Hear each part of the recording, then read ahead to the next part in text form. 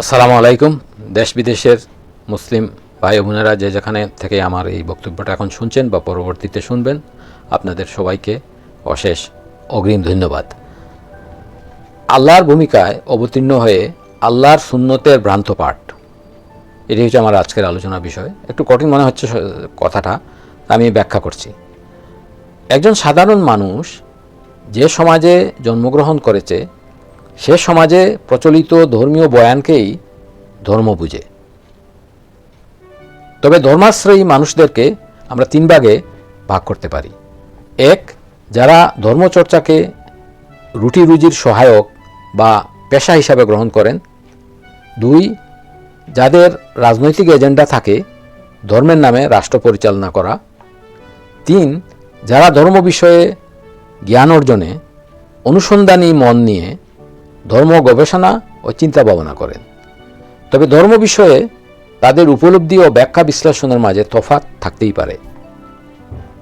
ইংরেজিতে একটি প্রবাদ আছে, putting the words in someone's mouth, অর্থাৎ যে যা বলে নাই সে তা বলেছে বলে দাবি করা। ধর্ম বিষয়ে ব্যাখ্যা বিশ্লেষণে কিছু অতি উৎসাহী মানুষেরও এই বোধাভ্যাস থাকে। ফলে ধর্ম বিষয়ে এমন সব বিষয় অন্তর্ভুক্ত হয়ে যায় যা আসলে হয়তো ধর্মের কোনো বিষয় নয়। কোনো সমাজে পরিবর্তন আনতে হলে কিছু প্রতিষ্ঠিত বয়ানের পরিবর্তে অন্য কোনো বয়ান প্রতিষ্ঠিত করতে হয়। তবে সেটি একটি বিশেষ পরিস্থিতির জন্ম নিলেই কেবল সম্ভব, যার পিছনে থাকতে হবে জ্ঞান অর্জনের জন্য আত্মত্যাগী, চিন্তাশীল ও নিবেদিত প্রাণ মানুষের প্রচেষ্টা। 1989 সালে ফরাসির জনগণ প্রায় রাতারাতি রাজাদের ডিভাইন রাইটস টু রুল, এই ঐশ্বরিক অধিকারের যে বয়ান ছিল তা বর্জন করে জনগণের সার্বভৌমত্বের বয়ান বিশ্বাসী হয়ে যায়। এখানে উল্লেখযোগ্য যে ইসলামের ইতিহাসেও উমাইয়া খলিফারা নিজেদেরকে খলিফাতুল্লাহ অর্থাৎ আল্লাহর খলিফা দাবি করে শাসন করতেন। সে যাক, সম্প্রতি একটি চমৎকার নিবন্ধ আমার হাতে এসেছে, সেটি লিখেছেন ডক্টর শেহজাদ সেলিম। শিরোনাম এইভাবে, playing god misreading a divine practice, যার ভাবার্থ হল স্রষ্টার ভূমিকায় অবতীর্ণ হয়ে আল্লাহর সুন্নতের ভ্রান্ত পাঠ।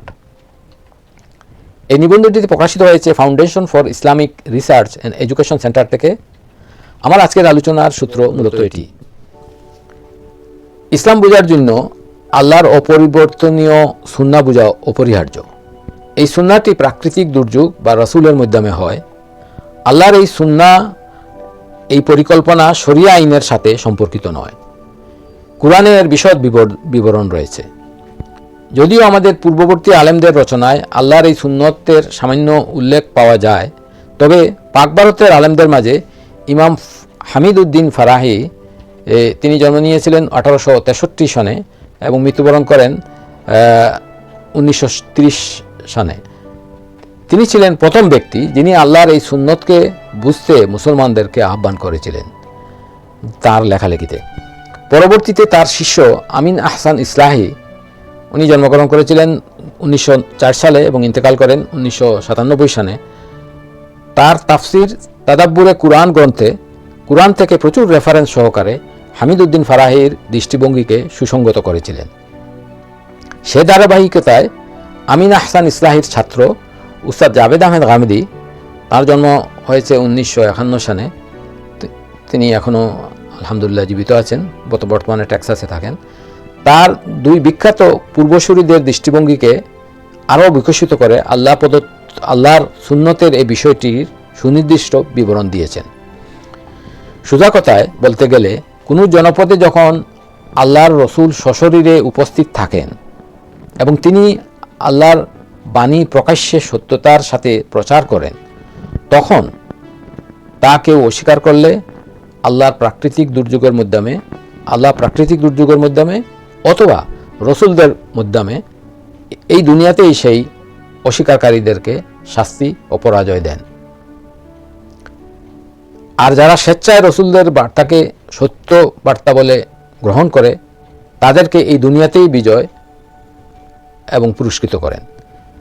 রাসূলের বার্তা অস্বীকারীদের প্রতি এই অপমান যখন রাসূলগণ এবং তাদের অনুসারীদের মাধ্যমে সংঘটিত হয়, তখন তারা ঐশ্বরিক অস্ত্র ছাড়া আর কিছুই নয়। সুতরাং আল্লাহর এই সুন্নাহকে মানুষ নিজেদের হাতে তুলে নেওয়া উচিত নয়। এটা আল্লাহর প্রতিশোধ, আল্লাহ নিজেই করেছেন।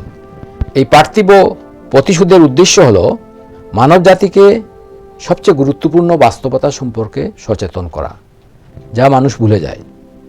তা হচ্ছে দুনিয়ায় একজন ব্যক্তির কর্মের ভিত্তিতে আখিরাতে পুরস্কার ও শাস্তি দেওয়া হবে।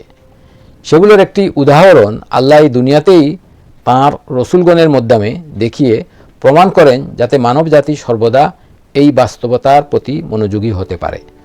অন্যভাবে বলতে গেলে, বৃহত্তর কিয়ামত দিবসের আগমনের পূর্বে দুনিয়াতেই বিচারের বেশ কয়েকটি ছোট দিন আনা হয়েছিল, যেখানে মানুষকে তাদের কৃতকর্মের ভিত্তিতে পুরস্কৃত ও শাস্তি দেওয়া হয়েছিল, যাতে তারা আখিরাতের সংগঠিত বিচারের দৃশ্যমান প্রমাণ হয়ে উঠতে পারেন। এ বিষয়ে কুরআনে এভাবে বলা হয়েছে, সূরা নিসার 165 নম্বর আয়াতে আছে, বিসমিল্লাহির রহমানির রহিম, রুসুলাম মুবাশশিরিনা ওয়া মুনযিরিনা লিআল্লা ইয়াকুনা লিন-নাসি আলাল্লাহি হুজ্জাতুম বা'দার রুসুল ওয়া কানা আল্লাহু আজিজান হাকীমা।